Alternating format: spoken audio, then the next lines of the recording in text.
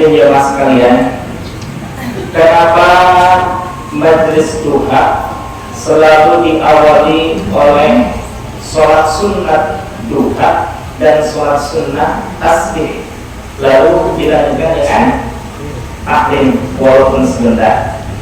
Sholat sunnahnya berapa? 2.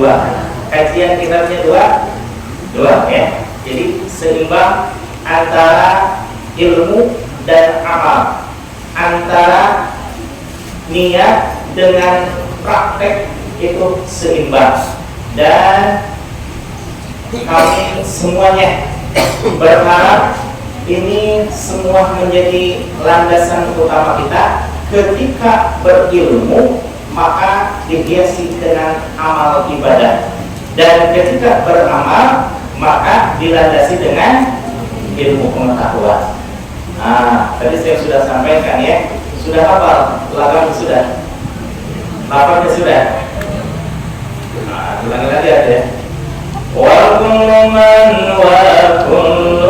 man bil ghairi min ya'malu amaluhu mardudatun la tuqbalu sahajama nu'amal ujin ilmuna amalnate ditolak diterima. Saudara garis besar sudah paham ya tentang lapangan tersebut, bahwa nauzuman tersebut menjelaskan kepada kita sekalian bahwa ketika beramal harus dilandasi dengan ilmu pengetahuan. Sedangkan ilmu, kata sabda Rasulullah SAW,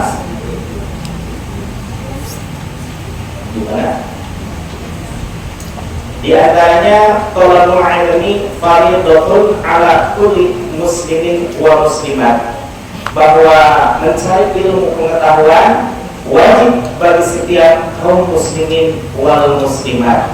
Maka setiap dari kita, siapapun itu, baik laki-laki maupun perempuan, baik anak-anak maupun dewasa, bahkan yang sudah manula pun, yang seandainya besok akan meninggal, kita tetap nggak cari ilmu wajib? Tetap. Dalam mencari ilmu tidak ada satu hal pun yang memutuskan kewajiban mencari ilmu kecuali ajal sudah datang. Karena utlubul ilma minal mahdi. Nah, dari lahdinya itu ya, mencari ilmu itu wajib bagi setiap kaum muslimin wal muslimah, dari mulai buayan sampai usia goodbye gitu ya. Jadi kapanpun, dimanapun, dalam bagaimanapun keadaannya, kita tetap wajib mencari ilmu.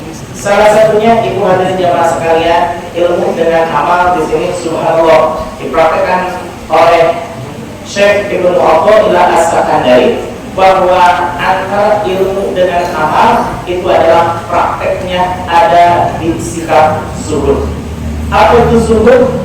Sebagaimana penuturan Syekh Ibnu Athaillah As-Sakandari menyatakan bahwa kaifa yushrabu qalbun, bagaimana hati akan bersinar, hati akan menerima pancaran sinar hidayah dari Allah Subhanahu wa taala.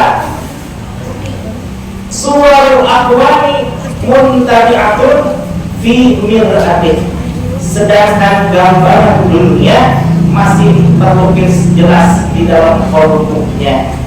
Bahwa kita perlu dunia, ya memang kita perlu dunia. Kita perlu biaya, betul kita perlu biaya.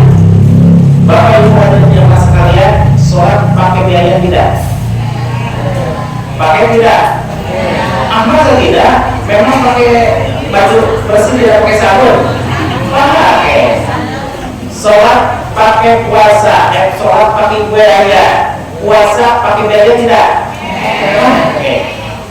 Belajar pakai biaya tidak? Kesini naik motor pakai bensinnya, kalau nggak ada bensin gimana?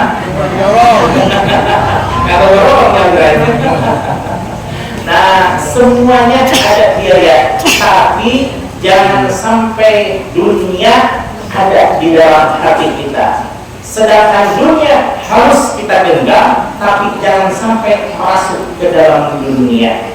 Bapak Ibu hadirin jamaah sekalian, bahwa Rasulullah SAW sebagai seorang saudara terkaya, karena beliau sebelum menikah itu profesi beliau sebagai entrepreneur, pengusaha sukses yang menguasai dan ekspansi bisnisnya berbagai negara, dan nikah dengan Siti Khadijah yang 1/3 kota Mekah pernah menjadi kekayaan Siti Khadijah. Kebayang bagaimana kayanya Nabi Muhammad SAW. Ya. Kemudian Syekh Abdul Qadir Al-Jailani kayanya luar biasa, sekota Baghdad beliau paling kaya. Bahkan ketika ada seseorang yang ingin sowan kepada Syekh Abdul Qadir Al-Jailani, ketika sudah sampai di alamat yang dituju, dia terbelalak. Kenapa? Melihat istananya Tuan Syekh Abdul Qadir Al-Jailani. Wah, kata orang beliau ulama besar, kata orang beliau ulama masyhur, tapi kok saya lihat hobi dunia. Tidak tahunya ketika orang tersebut datang, belum juga sampai datang ketemu dengan Syekh Abdul Qadir Al-Jailani, beliau sakit dan dikabarkan bahwa sakitnya sakit parah.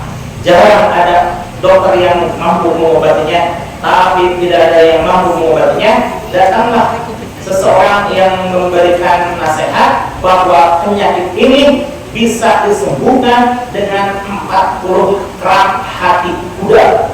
40 kerat hati kuda, satu kuda aja seharga 100 juta. Itu yang biasa-biasa saja, yang antik untuk pacuan itu sampai miliar gitu ya. Kata orang yang nasihat tersebut, tenang saja katanya. Orang yang memiliki 40 kuda di sini gampang, dan ada orang yang bahkan sangat dermawan. Siapa itu? Tuan Syekh Abdul Qadir Al-Jailani.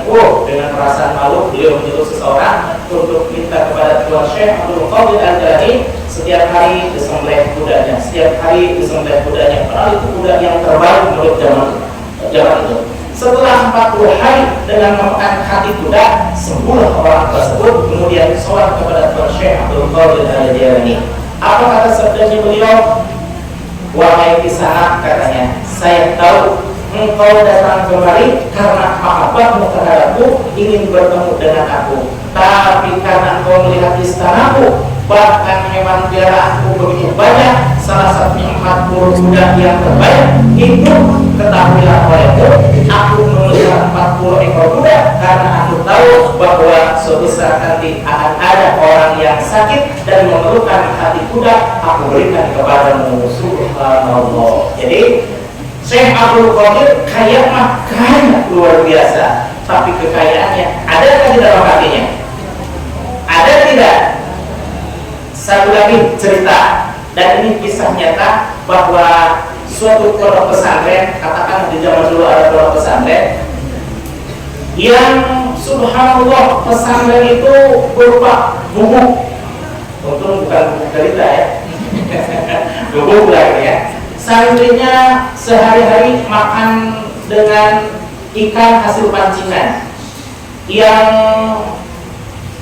dagingnya diserahkan kepada santri-santrinya, kepalanya khusus untuk gurunya. Kata santri-santrinya, Masya Allah, ini guru saya demikian zuhud sekali.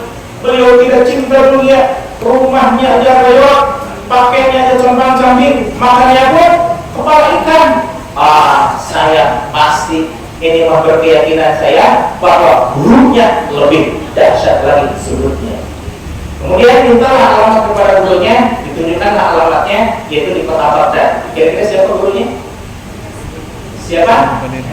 Tuan Syekh Abdul Qadir Al-Jailani. Jadi Tuan Syekh Abdul Qadir punya guru, punya murid yang sudah jadi guru. Muridnya punya murid lagi. Nah, si muridnya melihat gurunya zuhud, berkeyakinan pasti gurunya lebih zuhud lagi. Ketika